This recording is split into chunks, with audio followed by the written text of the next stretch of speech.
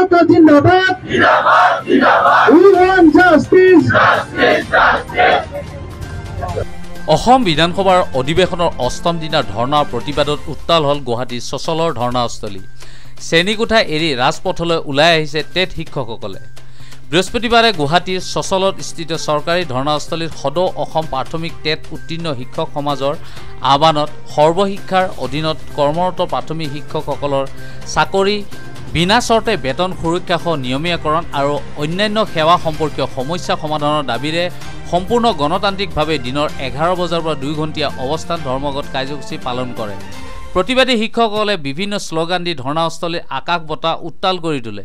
প্ৰাথমিক উত্তীৰ্ণ শিক্ষক সমাজ জিন্দাবাদ We want justice বেতন সুৰক্ষা আমাক লাগিবই We want justice শিক্ষক ঐক্য জিন্দাবাদ শিক্ষক ঐক্য জিন্দাবাদ We want justice আমাৰ দাবী মানিব লাগিব আমাৰ দাবী ন্যায্য দাবী 2012 চনত সম্পূৰ্ণ নিকা পদ্ধতিৰে এই টেটসকলক কংগ্ৰেছ চৰকাৰৰ দিনত নিযুক্তি দিয়া হৈছিলে আৰু তেতিয়া হিমন্ত বিশ্ব শৰ্মা শিক্ষামন্ত্ৰী আছিলে। গতিকে এটা বৃহৎ নিযুক্তি প্ৰক্ৰিয়া স্বচ্ছ আৰু নিকা নিযুক্তি প্ৰক্ৰিয়াৰ মাজেদি এই শিক্ষকসকলক নিযুক্তি দিয়া হৈছিলে।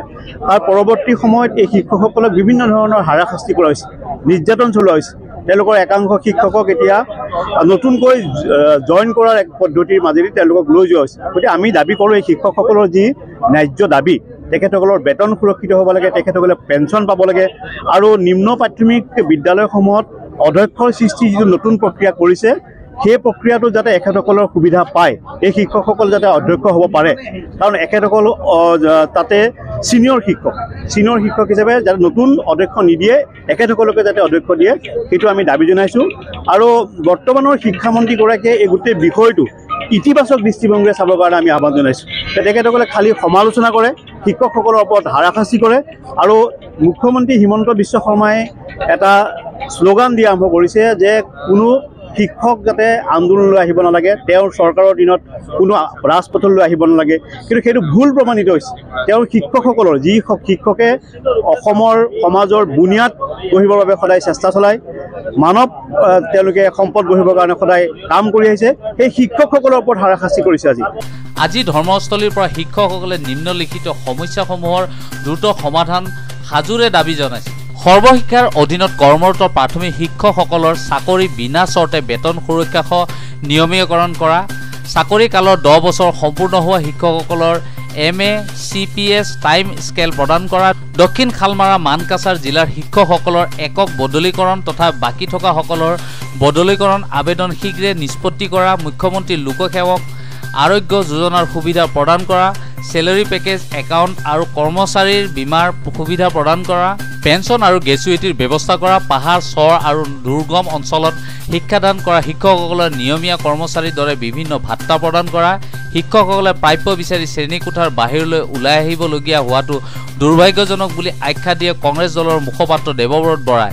ধৰ্ণাৰ অন্তত অসমৰ প্ৰতিখন জিলাৰ পৰা অহা প্ৰতিনিধি শিক্ষকৰ প্ৰায় 500 গৰাকী সমবেত হৈ অৱস্থান ধৰ্মঘটস্থলীৰ পৰা আৰক্ষীৰ জৰিয়তে অসম চৰকাৰৰ মুখ্যমন্ত্ৰী আৰু শিক্ষামন্ত্ৰীলৈ স্মাৰক পত্ৰ প্ৰেৰণ কৰে। 2012 চনতে আমি চাকৰিত নিয়োজিত হৈ সৰ্বশিক্ষাৰ অধীনত আমি কৰ্মৰত হৈ আছোঁ ঠিকাভিত্তিক ৰূপে।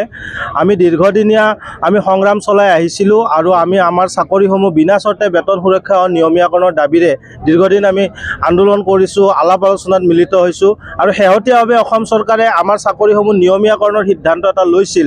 কিন্তু এই সিদ্ধান্তত আমাক কোৱা হ'ল যে আমি যিটো চাকৰিৰ আজিৰ তাৰিখত আমি আৰপি মতে দৰমহা পাই আমি আজিৰ স্থানত উপনীত হৈছোঁ, 12টাকৈ আমাৰ হাতত ইনক্ৰিমেণ্ট আছে।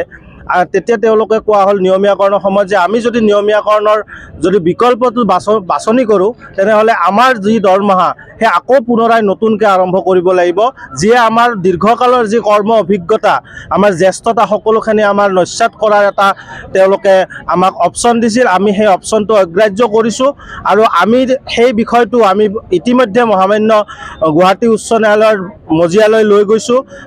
গোচৰ প্ৰক্ৰিয়া বিচাৰাধীন হৈ আছে, কিন্তু গোচৰ প্ৰক্ৰিয়াৰ এই সময়ছোৱাত অসম চৰকাৰে কিন্তু বাৰম্বাৰ কোৰ্টৰ ওচৰত তেওঁলোকে সময়ৰ ওপৰত সময় বিচাৰিছে, কিন্তু আমাৰ শিক্ষকসকলে বেতন সুৰক্ষা চাকৰি নিয়মীয়াকৰণ হ'বনে নহ'ব সেই দিশত কিন্তু তেওঁলোকে কোনো ধৰণৰ শপতনামা দাখিল কৰিব পৰা নাই আৰু ইচ্ছাকৃতভাৱে তেওঁলোকে সময়সীমা দীঘলীয়া কৰি গৈ আছে, যাৰ ফলত আমাৰ শিক্ষকসকল লাহে লাহে অৱসৰৰ ফালে গৈছে। বহু শিক্ষক ইতিমধ্যে অৱসৰ লাভ কৰিছে কোনো ধৰণৰ প্ৰাপ্য লাভ নকৰাকৈ।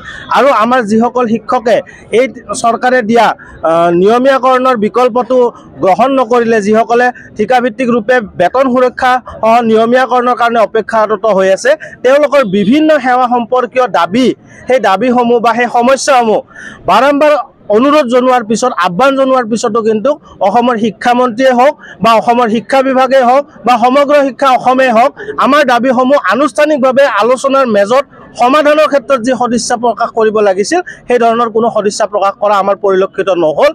আমাৰ যিটো বেতন সুৰক্ষা নিয়মীয়াকৰণ আৰু চৰকাৰে যিটো নিয়মীয়াকৰণ কৰিব ওলাইছে, আমাক নতুনকৈ দৰমহা দি নতুন দৰমহা গাঁথনিৰে, অৰ্থাৎ আমি আজিৰ দিনত দৰমহা লাভ কৰি আছোঁ, আমাৰ ন্যূনতম দৰমহা মই 53,000 পাই আছোঁ। এতিয়া যদি মই নতুন চাকৰি যোগদান কৰোঁ, মানে মোক যদি ৰেগুলাইজেশ্যন চৰকাৰৰ নিয়মতে কৰে, তেতিয়াহ'লে মই আকৌ 30,000 পৰা আৰম্ভ কৰিব লাগে। তাৰমানে 23,000 টকাৰ ডিফাৰেঞ্চ, 23,000 টকা মই হেৰুৱাব লাগিব আজিৰ দিনত। গতিকে সেইটো যুক্তিগত হ'ব পাৰে নেকি? কোনো কাৰণতে মানি ল'ব নোৱাৰে। 23,000 টকা চলিলে মই ফেমিলি কেনেকৈ চলাম? কাৰণ মোৰ বেংক লোন আছে, মোৰ আদাৰ লাইবিলিটি আছে, এইবিলাকৰ হেৰি আছে। গতিকে এইবিলাকৰ ক্ষেত্ৰত এনেকুৱা ক্ষেত্ৰত চৰকাৰে যিটো হঠকাৰী সিদ্ধান্ত লৈছে, এই সিদ্ধান্তৰ বিৰুদ্ধে আমি প্ৰতিবাদ কৰিছোঁ যে আমাৰ যিটো বেতন পাই আছোঁ, যিটো দৰমহা পাই আছোঁ, সেই দৰমহা সুৰক্ষিত ৰাখি আমাক নিয়মীয়াকৰণ কৰক। আৰু আমাৰ যিটো ছাৰ্ভিচ বেনিফিট, যিটো আৰ্ণ লিভ বা অন্যান্য বেনিফিটবিলাক পাই আছিলোঁ ইমান দিনে, সকলো সা সুবিধা পাই আছোঁ, সেই সুবিধাখিনি সংৰক্ষিত হ'ব লাগে, সুৰক্ষিত হ'ব লাগে। সুৰক্ষিত কৰি আমাক নিয়মীয়াকৰণ কৰক, সেইটোৱে আমাৰ মুখ্য দাবী।